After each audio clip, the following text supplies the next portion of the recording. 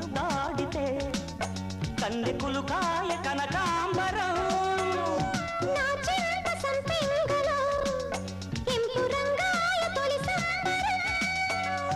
ఎన్ని పొంగులో కుమారి కొంగులు ఎన్ని రంగులో సుమాల